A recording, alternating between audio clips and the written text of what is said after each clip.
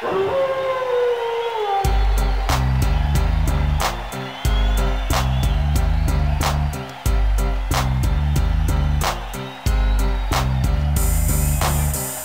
is back, cause I'm mass destruction. Guess who's here? The bad boys of wrestling. Testing competition, win the war, destination. What's going on, everyone? It's Norad again, and I got my TNA Destination X 2010 review. Overall, I thought the pay-per-view was pretty good. I enjoyed most of it. Some things I say are pretty questionable, but in all, as a whole show, it was honestly pretty good in my opinion. So let's go and break it down match by match. First, the opening match was the ladder match between Kazarian, Daniels, Amazing Red, and Brian Kendrick. This was a really cool match. Awesome spots. Daniels did a springboard cutter onto Red. And what I mean by that, he basically caught Red trying to jump off from the outside apron, jump off the ropes and into the ring. He caught him and got him into a cutter in mid-air, which I thought was pretty cool. Kaz, the only thing bad about the match was Kaz messing up the final suplex off the ladder. Kind of brought down the match, brought down the rating a little bit because of that. I would say it's a botch. He kind of saved it as much as he could, tried to play off of it and things like that, but you could tell that he sort of messed up that final suplex off the top of the ladder. But in all, I thought it was a good match. Kazarian won it. He's now the #1 contender for the X Division Championship, so we're probably going to get that match probably at Lockdown. In terms of rating, I would probably give this match a 4-star. Let's see, the next match was the TNA Knockouts Championship match between Tara and Daphne. I would say, this was probably the best women's match I've seen in a couple months, guys. This was a very entertaining women's match. I mean, Daphne was brutal throughout this whole match. She was really taking it to Tara. She put her in all kinds of weird submissions and contortions and things like that. Taz said it best. It said it reminded him of a movie he once saw, and I was like, yeah, yeah, okay. Taz isn't really good with those kind of jokes, you know. But let's see, the in-ring action was great. It was the best women match I've seen in a while. I would give it probably 3 stars. And let's see, Tara won that match, so she's still the women's champion. But I see this feud going on for a little bit longer. We'll probably get another match between Tara and Daphne at Lockdown, which I hope, because that'll be in Daphne's domain inside of a steel cage with no rules. It'll probably be a more entertaining match than this one. Next, we had the TNA Global Championship match, Rob Terry versus Brutus Magnus. What match? Honestly, I didn't even see it. I went to take a piss when they were coming into the ring. When I got back, the match was already over. So I can't even give this match a rating. Rob Terry won, so he's still the global champion. It was, from what I heard, it was just a complete squash. Just Brutus Magnus getting beat up by Rob Terry for about a minute until he pinned him. Basically, it wasn't even a match. It shouldn't have even been on the card. I don't even understand why they put that on the card. If it's only going to be for a minute, it doesn't make any sense. Honestly, they should just get rid of that freaking belt already. I'm just tired of that stupid global championship. It makes no sense to have that belt. So I'm not going to rate that match.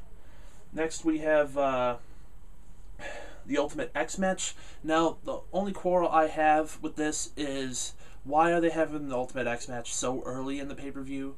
I would think they would have had this match like as the semi-main event, because this whole pay-per-view is revolving around the X division. Why wouldn't they have their signature match as the semi-main event? Because I understand that they want AJ and Abyss in the main event because it's a world title match. Okay, fine, that's understandable. But to not have the Ultimate X match or the ladder match as the semi-main event, it's ridiculous and it makes no sense. But that's pretty much the only quarrel I really have with this match, other than the fact that, well, let's get into the match. Okay, it was pretty fast-paced match. Awesome double team moves by both teams, the Motor City Machine Guns and Generation Me. Sabin jumped off the back of Max and tackles Jeremy off the X rope. Jeremy was, shimmying towards the belt, or the X, whatever they had up there, and jumps off his back from the floor and gives him like a nice spear off the X rope. I'll just call it the X rope. I don't know what it's exactly called, but that was it for those big stunts. I pretty much, there wasn't really anything memorable about this match. There really wasn't.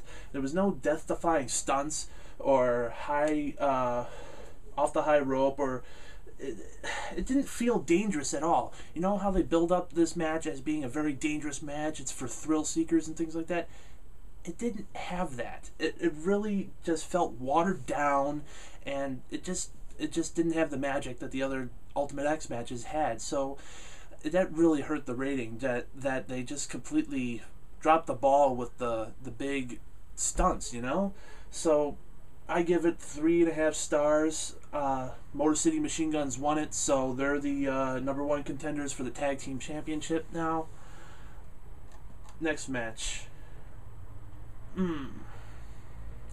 Now we got the TNA Contract or Leave the Company for Good match between Eric Young and Kevin Nash versus Hall and Waltman. Okay, now I got a few things to say about this match. First, before even the match began, Scott Hall came out in his ring attire. Yeah, I know. He actually came out in trunks. His classic red and black blood trunks and things like that. Classic Scott Hall, classic NWO look. He didn't look that bad. Honestly, it looks like he lost a little bit of weight, because he didn't look as bad as I would have thought he would look if he put those trunks back on. And he even noted that. He actually was making fun of it a little bit before the match started. And Nash came out with his hair dyed blonde again. Yeah, Nash is blonde again, guys.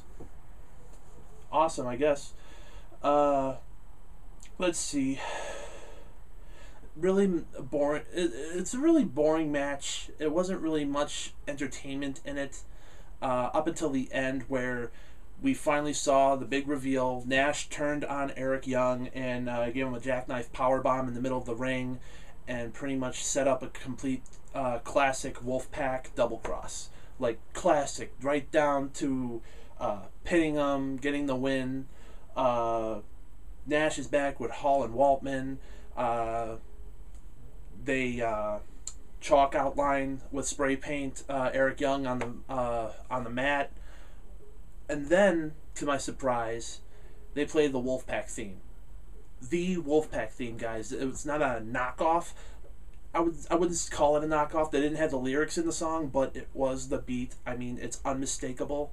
Even had the howling of the wolf at the beginning. It was the Wolfpack theme, and I just marked out when I heard that, because in my eyes, it is the best wrestling theme of all time. Yes, I said it. I think the Wolfpack theme is the best theme of all time. That's why I began my video today, this video, with the Wolfpack theme, because I just love it so much. It's my favorite theme. So I marked out for that when they played that. I don't know if it's going to come back, because I'm pretty sure that song is copyrighted by WWE. They're probably going to be owing a lot of money for doing that. I don't know. I'm not a patent guy, so I have no idea. I have no idea who owns that song, but I'm pretty sure WWE owns that song, because I think it was property of WCW. Anyway, yeah, Hall and Waltman won, so they got the contracts. They're here to stay, and Nash is with them again, so Wolfpack is back. Next match. Oh yeah, and I gave the match 2.25 stars. Next was the X Division match, Doug Williams versus Shannon Moore. So-so match, nothing really wrong with it. Just a standard match, nothing really special. Doug Williams wins with basically a dirty move. He gets a brick from under the ring, a brick of all things, where'd the brick come from. Matt smashes it in Shannon Moore's face. Shannon Moore is all bloodied up, and Doug Williams goes for the pin, wins, so he's still the X Division champion.